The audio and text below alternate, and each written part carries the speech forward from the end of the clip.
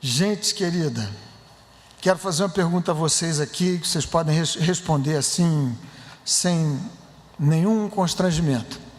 Quem é que de vocês que faz exames médicos de maneira periódica? Por periódica eu quero dizer pelo menos a cada ano. Tem vários médicos aqui presentes. Que maravilha, que gente que se trata, que se cuida, que bom.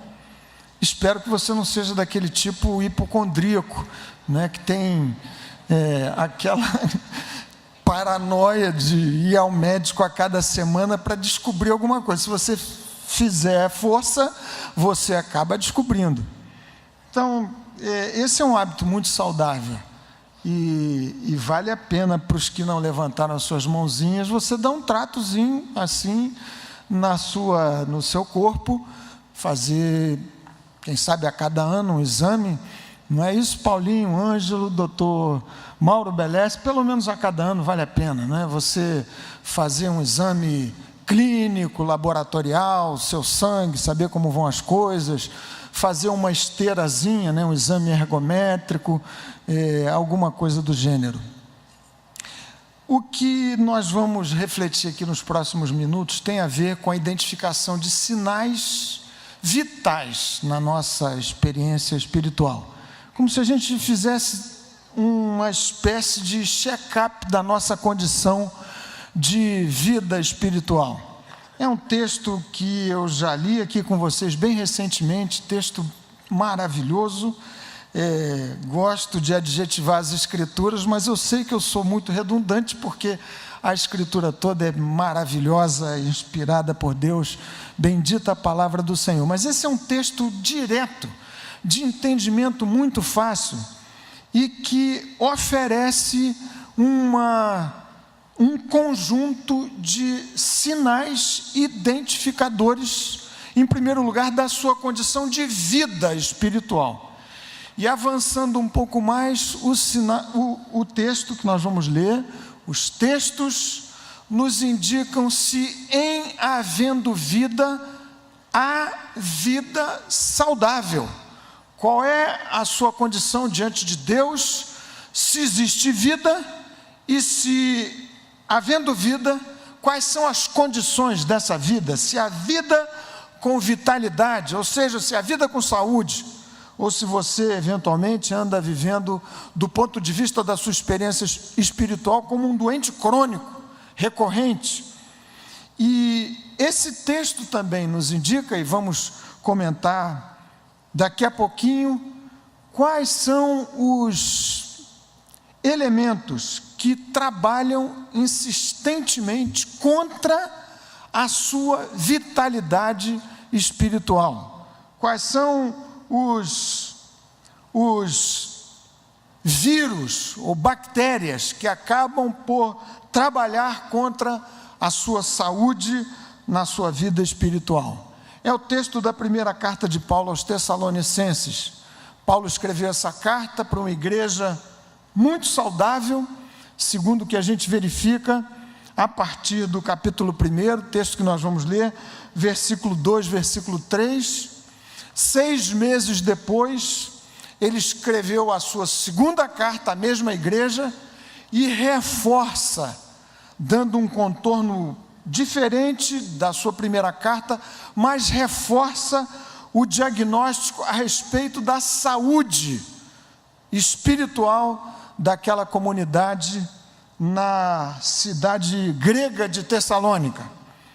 Texto do 1º capítulo da carta de Paulo aos Tessalonicenses, diz assim, vejam comigo, versos 2 e verso 3 e verso 4, e nós vamos avançando para alguns versos aqui salteados. Diz o texto assim: damos sempre graças a Deus por todos vós, mencionando-vos em nossas orações, e sem cessar, recordando-nos diante do nosso Deus e Pai, da operosidade da vossa fé, da abnegação do vosso amor e da firmeza da vossa esperança em nosso Senhor Jesus Cristo, reconhecendo, irmãos, amados de Deus, a vossa eleição. Capítulo 3 da mesma carta, depois de carregar-se em elogios à condição espiritual daquela gente, daquela igreja em Tessalônica, Paulo declara o seguinte, no verso 10 do capítulo 3, orando, ele diz a respeito da sua expectativa, do seu desejo intenso de voltar a ver face a face aquela igreja em Tessalônica. Ele escreveu essa carta de Corinto, orando noite e dia com o máximo empenho para vos ver pessoalmente e reparar as deficiências da vossa fé.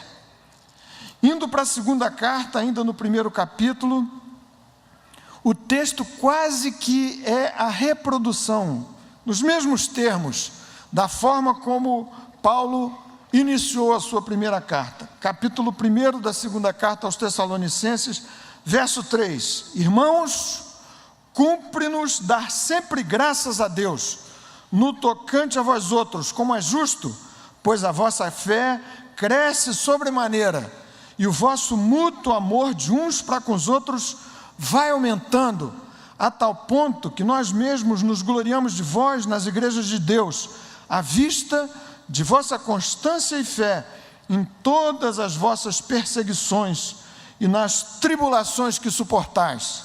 E no encerramento dessa carta, no capítulo 3, diz Paulo, a despeito de ter elogiado o estado da vida espiritual daquela gente em Tessalônica, diz ele no verso 11, para não lermos todo o texto, pois de fato estamos informados de que entre vós há pessoas que andam desordenadamente, não trabalhando, antes se intrometem na vida alheia. E Paulo determina aqui algumas recomendações, orientações a respeito de como se deveria tratar desse grupo que andava no meio de uma igreja saudável, andando desordenadamente. Queridos irmãos e irmãs, então vejam comigo aqui nesse texto que nós acabamos de ler, quais são os sinais indicativos de que há, enfim, vida com Deus. De modo que você vai fazer agora comigo uma espécie de check-up da sua condição espiritual. Vamos ver se, em havendo a presença destes sinais indicadores de vida, sinais vitais, se existe vida com saúde. Em seguida, vamos identificar juntos aqui quais são os elementos que acabam por sabotar a saúde espiritual do povo que anda com Deus. Os elementos que são os sinais vitais da nossa experiência espiritual aparecem aqui como uma tríade que se repete em outros textos do Novo Testamento.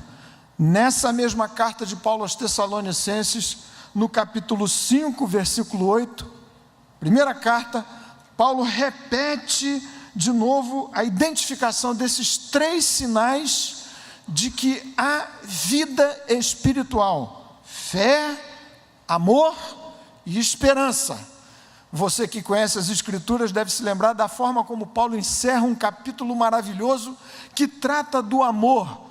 Primeira carta de Paulo aos Coríntios, capítulo 13, no verso 13 diz Paulo: agora pois permanecem a fé, a esperança e o amor. Então, para você testar a sua vida, para saber se há atividade cerebral, me desculpem aqui os médicos sobre algum eventual deslize na minha comparação médica, mas para saber se há vida, é preciso no mínimo saber se o coração está a bater, se existe atividade no cérebro. E diz Paulo aqui, vida espiritual, vida com Deus, só existe se houver fé, amor e esperança. Se não houver fé, amor e esperança, e Paulo deixa claro que não se trata de uma fé abstrata, posta em qualquer coisa, ou quem sabe em si mesmo, nas suas possibilidades de realização. Diz ele, fé no Senhor Jesus Cristo. E do ponto de vista do amor, da mesma forma, amor que deriva de uma relação de vida com Jesus. João, escrevendo a sua primeira carta, fala exaustivamente a propósito e a respeito desse amor que deriva de uma experiência de alguém com Cristo. Amor determinado por minha relação com Jesus Cristo. Da mesma forma, esperança como um sinal vital, não uma esperança vazia, nebulosa, num futuro melhor. Eu sei que aqui todos nós carregamos várias esperanças de níveis variados, de grandeza, de tamanho, de profundidade, enfim, de alcance. Possivelmente, alguns vivendo a esperar as próximas férias. Quem não gosta de férias? Será que alguém se arriscaria a dizer, levantar aqui a mão? Vocês todos gostam de férias, eu também gosto. Por mais que você seja um apaixonado por sua atividade profissional, frequentemente a gente vive na expectativa, sorvendo antecipadamente as férias que virão, o 13º que virá, o aumento provável e improvável, mas você esperando que alguma coisa de bom lhe possa ocorrer no desenvolvimento da sua carreira profissional. E por que não dizer alguns já esperando as eleições presidenciais de 2018? Mas Paulo identifica sinais vitais da experiência evangélica e cristã como sendo uma esperança posta no Senhor Jesus Cristo. Aliás, a esse respeito e a esse propósito, essas cartas são conhecidas como cartas escatológicas por excelência, porque Paulo trata intensa e intensivamente da questão do que haverá de acontecer nos últimos dias, nos últimos tempos. Então, você, para saber se está vivo, basta identificar no seu coração, de si para si mesmo, diante da sua vida e sob a luz do Espírito Santo, se há esses 3 elementos na sua vida. Existe fé em Jesus? Na mesma carta, no capítulo 4, versículo 14, a primeira carta, diz Paulo: ora, se cremos que Jesus morreu e ressuscitou, assim também cremos que Deus trará em sua companhia, mediante Jesus, os que dormem. Existe fé em Jesus?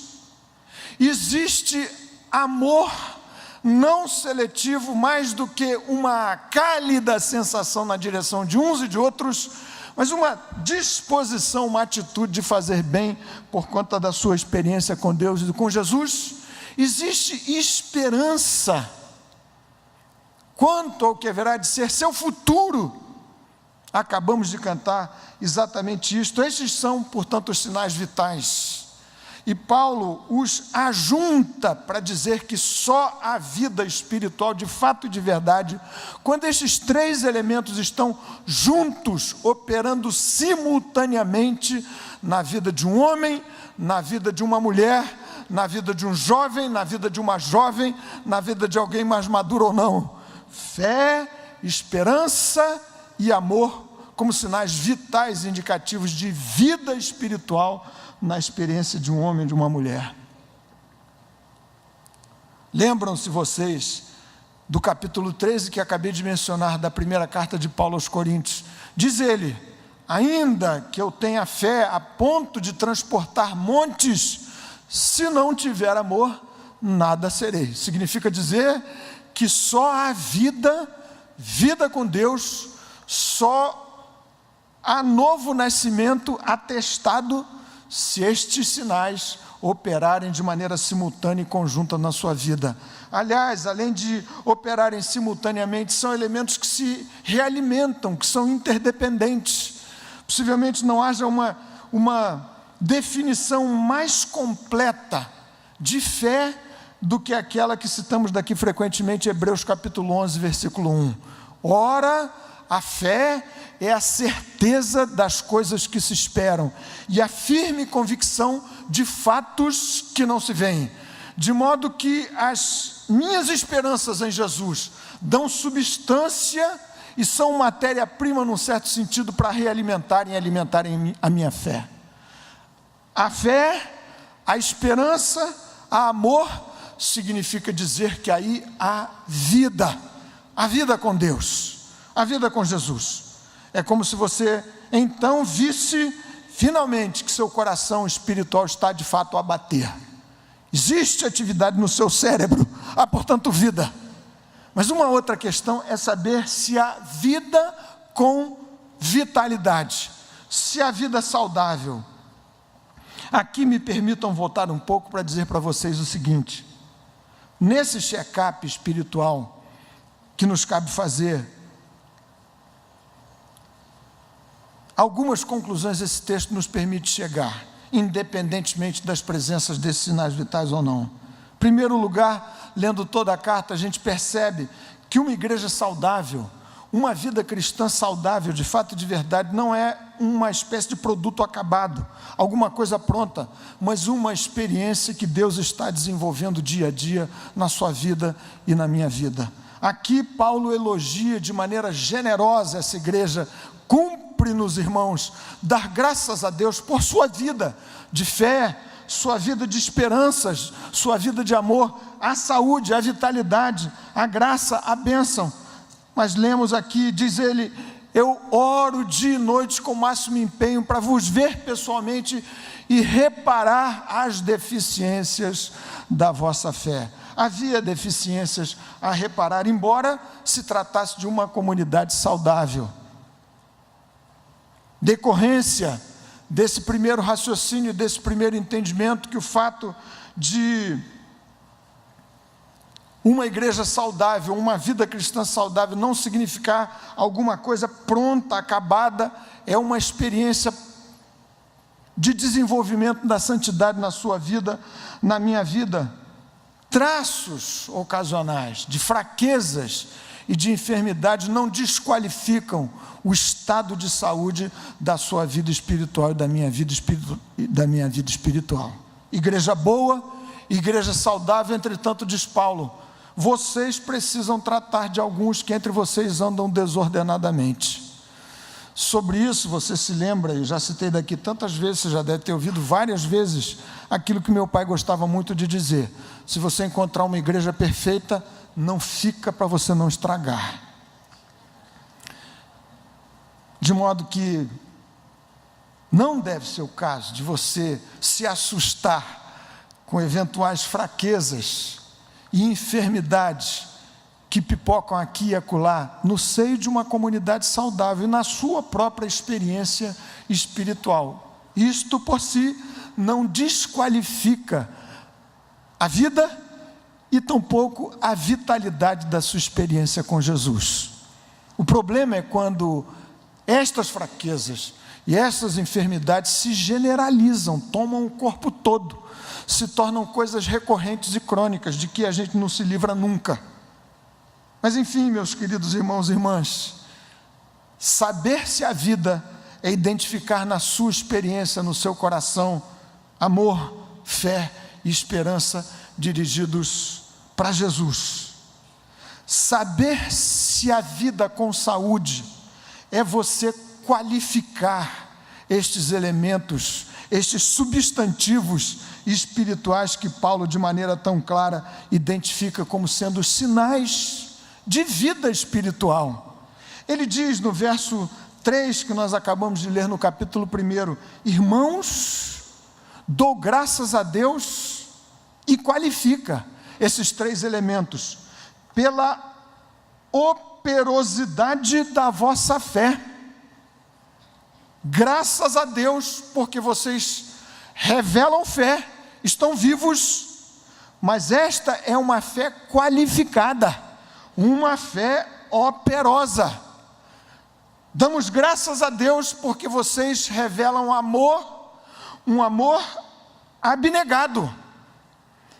Nós, aqui de Corinto, damos graças a Deus porque vocês revelam firmeza na vossa esperança em nosso Senhor Jesus Cristo. Então você quer saber se está vivo? Identifique no seu coração, na sua experiência espiritual, a existência da fé em Jesus, crer em Jesus, crer que Jesus morreu, crer que Jesus ressuscitou E diz Tiago, não só isso, porque isto até os demônios o creem e estremecem. Mas crer e submeter-se por conta dessa disposição de fé ao senhorio de Jesus. Amor e esperança. Amor adjetivado como sendo amor abnegado. Esperança firme. Viram aqui comigo o capítulo 1 da segunda carta de Paulo aos Tessalonicenses, verso 4. A tal ponto de nós mesmos nos gloriarmos de vós nas igrejas de Deus, à vista de vossa constância e fé. Essa era uma fé que revelava vitalidade por ser constante, firme, paciente, a despeito e apesar de todas as pressões, de lutas e de tribulações que assolavam aquela igreja. Meus queridos irmãos e irmãs, nesses últimos dias, vocês todos acompanharam o que certamente foi uma experiência inédita na vida do nosso país, do nosso Brasil. Muitas discussões políticas para lá e para cá, impressionante.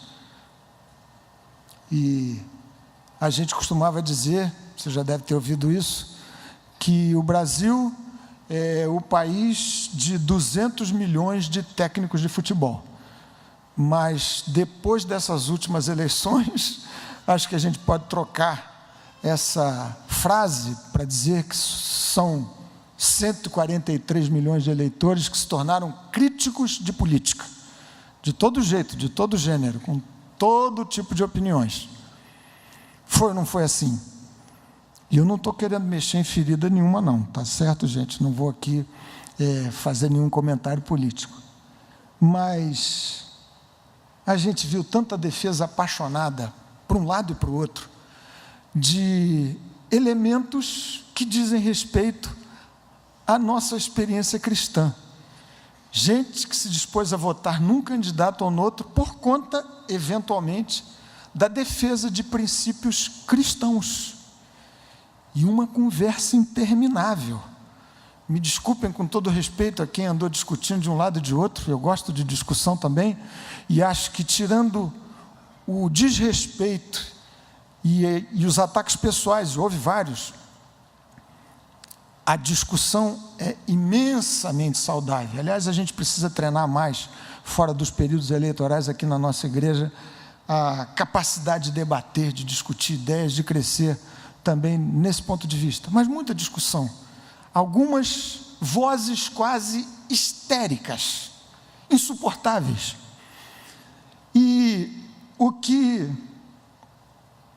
Paulo, no final das contas, indica é que uma fé que seja mera profissão de fé, nesse sentido da nossa experiência com Deus, vitalidade aparece quando, mais do que uma profissão de ortodoxia doutrinária, esta ortodoxia doutrinária, nós cremos que Jesus morreu e ressuscitou, e ao seu senhorio eu me submeto, mais do que a profissão de fé verbal das ideias em si, é a operosidade da fé. O que é que se faz com essa fé? O que é que essa fé produz? E é isso que diz Paulo: graças a Deus, damos graças a Deus, porque vocês compreenderam a mensagem do Evangelho, e em compreendendo e aceitando e produzindo nos seus corações a mudança, vocês têm operado com base nessa sua profissão de fé. Graças a Deus, porque o amor é um amor qualificado como sendo um amor abnegado. Significa dizer um amor que se autonega, que se coloca sempre em posição secundária, dando prioridade ao outro. E isso revela a vitalidade da sua experiência com Deus. Da discussão política, o que me veio o tempo todo ao coração foi isso. É que é bom que a gente discuta, se alinhe, reflita, Mas como servos de Jesus, a gente precisa operar em fé. O que demonstra a vitalidade da minha experiência espiritual não vai ser exatamente a ortodoxia da minha profissão de fé. Lembrei-me aqui de um amigo muito querido, dentista, mora no Rio de Janeiro, casado também com uma dentista, e visitei recentemente com a Moniquinha esse casal querido de tantos anos, membro de uma igreja presbiteriana lá no Rio de Janeiro, Igreja Presbiteriana da Barra. E ele nos recebeu numa casa maravilhosa, construída, um projeto de um dos mais famosos arquitetos aqui do Brasil, dentista super qualificado, com uma carreira brilhante. E ele disse que durante anos sentou-se no banco da sua igreja e absorveu o que dali se pregava, e ouviu, até que um dia o Espírito Santo trabalhou no seu coração para chacoalhar sua vida, de modo que ele resolveu colocar a sua fé em prática, fazer da sua experiência de fé uma fé operosa. O sinal vital estava presente, mas faltava vitalidade, e dali em diante passou a dedicar a sua vida, no tempo que lhe sobra e na força de expressão, para trabalhar para os menos favorecidos. Atendeu a um apelo ao qual alguns aqui da Igreja Betânia, inclusive alguns dentistas, atenderam, médicos, para um trabalho inicial numa das carceragens aqui da Polinter, e dali em diante, absolutamente todos os seus finais de semana são dedicados a esse trabalho. Todos, não é força de expressão. Todos os sábados, esse nosso irmão pode ser encontrado lá na favela do Jacarezinho, trabalhando. Eu ia dizer trabalhando dioturna e noturnamente, mas preferi dizer trabalhando todos os sábados, regularmente. Fé, esperança e amor com vitalidade.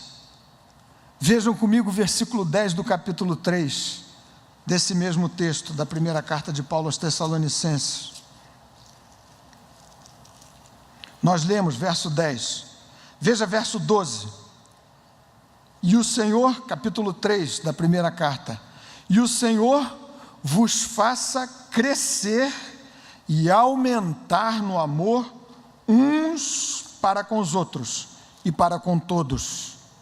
Vitalidade existe na experiência espiritual quando estes três elementos estão qualificados como sendo fé operosa, amor abnegado, esperança firme em Jesus. Elementos que crescem continuamente. Verso 12 do capítulo 3. Capítulo 4, versículo 1. Finalmente, irmãos, nós vos rogamos, exortamos no Senhor Jesus, que como de nós recebestes, quanto à maneira porque deveis viver e agradar a Deus, e efetivamente estáis fazendo, continueis progredindo cada vez mais. Verso 9, do mesmo capítulo 4. No tocante ao amor fraternal, não há necessidade de que eu vos escreva, porquanto vós mesmos estáis por Deus instruídos, que deveis amar-vos uns aos outros. E na verdade estáis praticando isso mesmo para com todos os irmãos em toda a Macedônia. Contudo, vos exortamos a progredirdes cada vez mais. A vitalidade espiritual, quando estes elementos da fé, do amor e da esperança são qualificados, não é uma fé volúvel, ciclotímica, circunstancial, temporal, inconstante. É uma fé que trabalha, que produz. Não é um amor como um sentimento piegas na direção de algumas necessidades ou seletivo na direção de gente que agrada a você. É uma atitude constante e contínua de negar-se em benefício do outro. Não é uma esperança difusa em alguma coisa que haverá de acontecer num futuro distante. É esperança firme que me ajuda a suportar as agruras do presente com paciência e graça. E são elementos e virtudes que crescem mais e mais a cada dia. Meus queridos irmãos, sinais vitais, sinais de vitalidade. Agora me permitam elencar aqui, para você refletir comigo, em seguida nós orarmos, quais são os elementos que acabam sabotando a saúde e de resto a nossa vida na experiência cristã. Já que eu me arrisquei aqui a fazer algumas analogias com as questões médicas, você sabe que se a gente fosse perguntar aqui a esses médicos que eu citei, a outros possivelmente presentes, o que é que você pode fazer para conservar a sua saúde em dia? Eu tenho certeza absoluta que eles vão dizer o seguinte: pelo menos, para não falar de outras situações, você tem que manter uma dieta balanceada e exercício físico regular. Está certo? Mais ou menos isso? Pelo menos isso, para além de outras providências que você deve tomar. Dormir bem e coisas do gênero. Na vida com Jesus não é diferente. E aqui Paulo, entre outros elementos, destaca alguns que são uma espécie de veneno para a vitalidade de alguém. Quem sabe é a farinha branca e a carne gordurosa da horrível dieta que não pode estar à mesa de quem pretende apresentar-se com vitalidade na sua experiência espiritual. Diz Paulo, verso 5 do capítulo 3 da sua primeira carta, que nós estamos lendo: foi por isso mesmo, acompanhe comigo, que já não me sendo possível continuar esperando, mandei indagar o estado da vossa fé, temendo que o tentador vos provasse e se tornasse inútil o nosso labor. Inquietação diante das tribulações é um desses elementos sabotadores da vitalidade espiritual. A tribulação em si não sabota absolutamente nada, depende da forma como você a encarar. Mas a inquietação que se instala no coração de um homem de Deus, de uma mulher de Deus, diante de tempos difíceis e de tribulação, isto sim, pode sabotar a sua vitalidade espiritual. E Paulo diz, verso 6 do mesmo capítulo 3, agora, porém, com o regresso de Timóteo, vindo do vosso meio, trazendo-nos boas notícias da vossa fé e do vosso amor, e ainda de que sempre guardais grata lembrança de nós, desejando muito ver-nos, como aliás também nós, a vós outros. Sim, irmãos, por isso fomos consolados acerca de vós, pela vossa fé, apesar de todas as nossas privações e tribulação. Então, inquietação diante das tribulações bem pode trabalhar contra a vitalidade da sua vida espiritual. Existe um outro elemento citado aqui, e quando se trata de tribulação, bem pode você tomar esse momento de tribulação como a oportunidade exata, a melhor possível, para desenvolver esses elementos da vitalidade da sua vida espiritual com Deus. Mas existe um segundo elemento que trabalha contra a nossa vitalidade. Diz ele, verso 6 do capítulo 4, e que nesta matéria ninguém ofenda nem defraude a seu irmão, porque o Senhor contra todas essas coisas, como antes vos avisamos e testificamos claramente, é o vingador. E ainda, como lemos, capítulo 4, versículo 11, ele exorta aquela igreja a diligenciardes por viver tranquilamente, cuidar do que é vosso e trabalhar com as próprias mãos, como vos ordenamos, Sabem o que isso quer dizer, meus irmãos? Relações problemáticas entre crentes pode funcionar como sabotador da nossa saúde espiritual. Lamento informar a vocês, se você ainda não se deu conta disso, que no meio da igreja, irmãos e irmãs, há gente muito complicada e muito difícil. Esses dias, pastor Josué disse daqui que quando faz seus casamentos, celebra casamentos, ele costuma enfatizar para os noivos: você casou, está casando com uma pessoa muito complicada, não é assim, Josué? E a mesma coisa para o outro cônjuge. Então você não se sinta ofendido em eu dizer aqui, abrir meu coração para você, que nós somos muito complicados, muito complicados. Não somos gente fácil de se tratar. É verdade que alguns mais difíceis do que outros. Relações problemáticas no meio da igreja podem sabotar a sua vitalidade espiritual. De outro lado, são da mesma forma que as tribulações, um maravilhoso campo de prova para você desenvolver exatamente a sua vitalidade na sua experiência espiritual.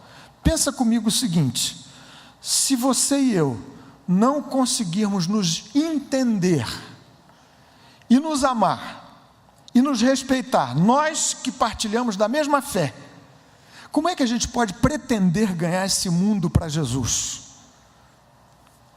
Não significa dizer que na igreja você terá entre os seus irmãos e irmãs todos como sendo seus amigos do peito. Não é assim. Mas significa dizer que eu preciso insistir, e diz Paulo: irmãos, é bom, eu dou graças a Deus, porque vocês revelam um amor mútuo, mas cresçam, progridam, avancem, ainda que haja aqui e ali deficiências a reparar, mas avancem, insistam na convivência uns com os outros, não permitam que relações problemáticas entre vocês acabem por sabotar a sua vitalidade e a sua fé. Você conhece certamente crente, gente boa, que se encontrou com Jesus e que hoje decidiu viver isoladamente dos outros crentes, por conta dessa conclusão: crente é uma gente muito problemática, muito complicada, prefiro viver a minha fé de maneira isolada, como se isso fosse possível. Capítulo 4, versículo 13, diz Paulo: irmãos, não queremos que vocês sejam ignorantes com respeito aos que dormem, para não vos entristecerdes como os demais que não têm esperança. Inquietação nas tribulações trabalha contra a vitalidade da nossa vida espiritual. Relações problemáticas, mal trabalhadas entre crentes pode sabotar a nossa saúde espiritual, mas também a ignorância espiritual. Diz Paulo: irmãos, nós não queremos que vocês sejam ignorantes com respeito ao que haverá de acontecer no fim, no futuro, ao que está acontecendo nessa hora com os que morreram em Cristo, para não vos entristecerdes como os demais que não têm esperança. Há tanta gente cuja vida em fé se enfraquece, não apresenta vitalidade, simplesmente pelo fato de que ignoram as bases fundamentais daquilo que deve ser o lastro para a nossa experiência de vida com Jesus. Ignoram porque deixaram de ler as Escrituras. Ignoram porque não se entregam ao exame dedicado da palavra de Deus. Ignoram porque não oram de maneira regular, de modo a azeitar pelo Espírito do Senhor aquelas antigas verdades que um dia emularam seu próprio coração quando se entregaram a Jesus pela primeira vez. E Paulo, no capítulo 5 da sua primeira carta, apresenta aqui um quarto elemento que pode trabalhar sabotando a sua vitalidade na sua experiência com Deus. Mas vós, irmãos, versículo 4 do capítulo 5, não estáis em trevas, para que esse dia, como ladrão, vos apanhe de surpresa, porquanto vós todos sois filhos da luz e filhos do dia, nós não somos da noite nem das trevas. Assim, pois, não durmamos como os demais, pelo contrário, vigiemos e sejamos sóbrios.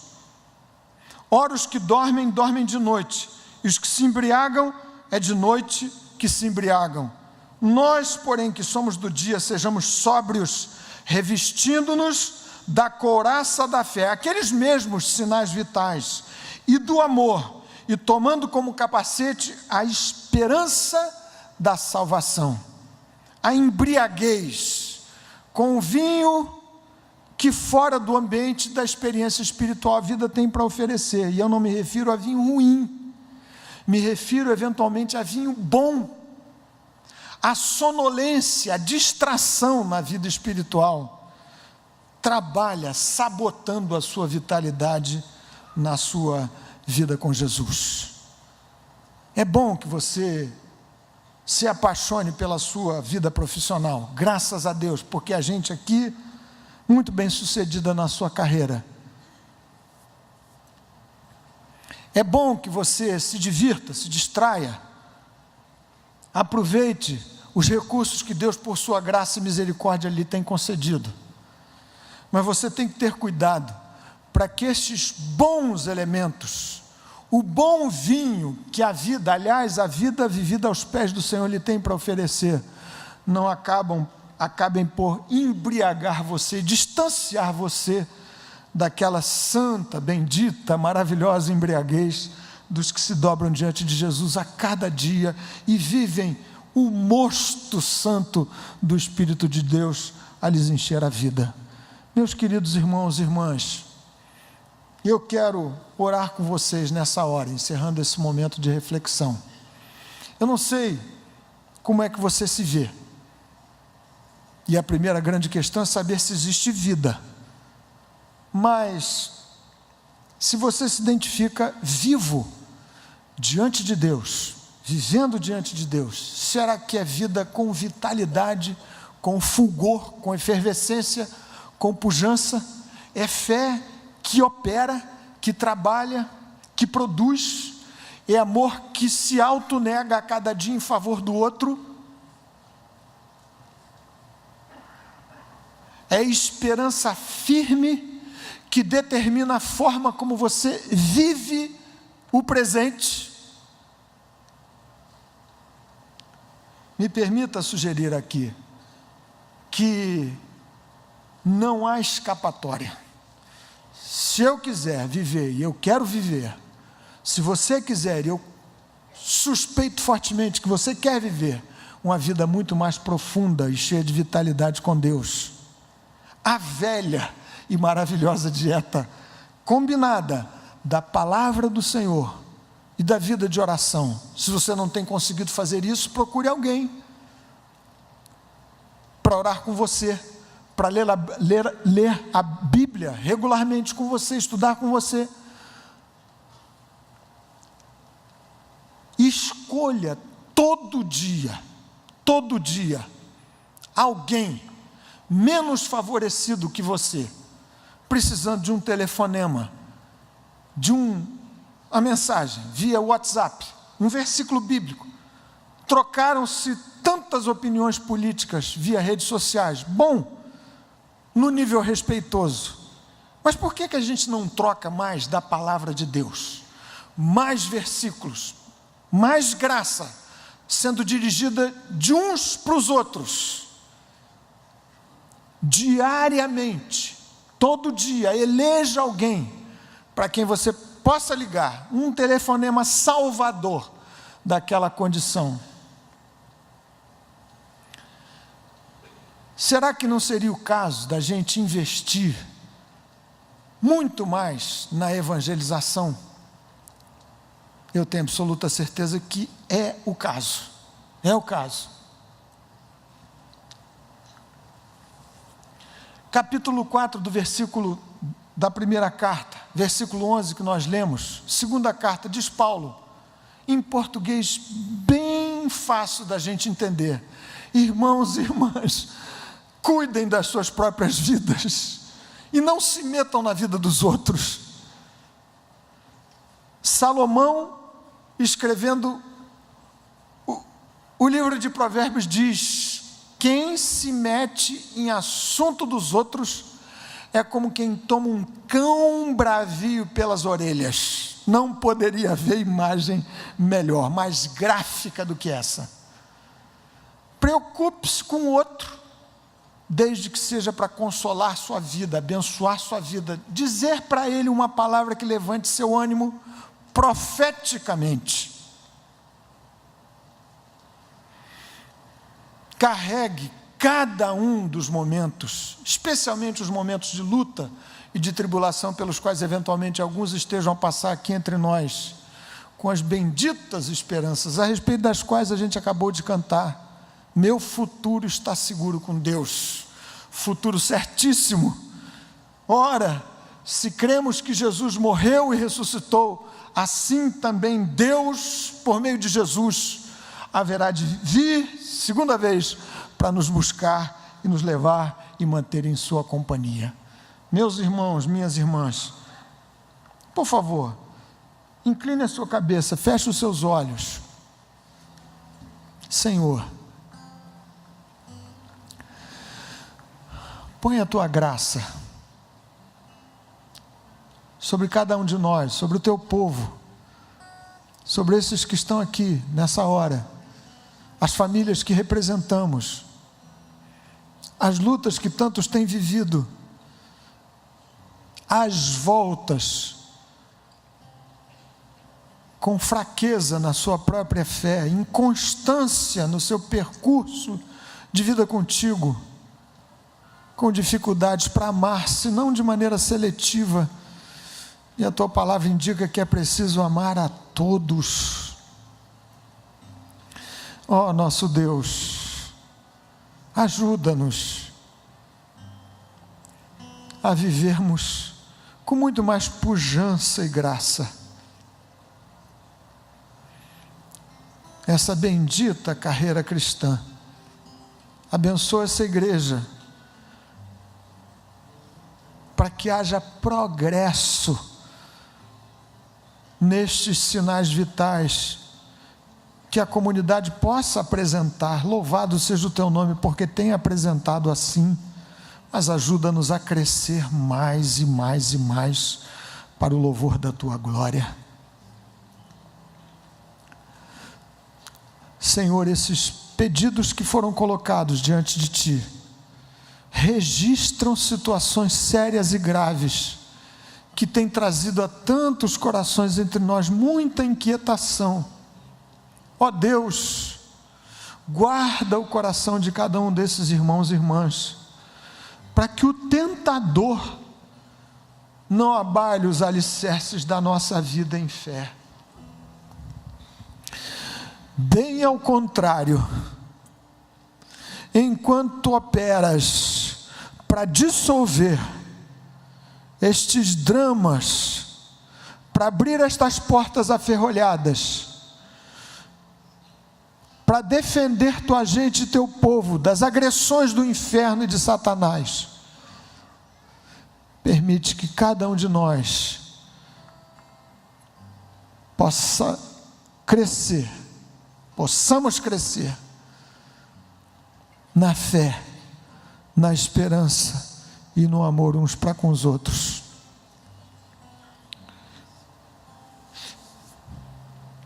Alguns que vão passar por cirurgias muito sérias nessa próxima semana, ó Deus bendito, intervém agora mesmo e determina a favor destas vidas a cura completa, a bênção total. Sobretudo, ó Senhor, opera nestas famílias envolvidas com estas lutas, para que prevaleça o nome de Jesus, a graça que cura, a graça que salva,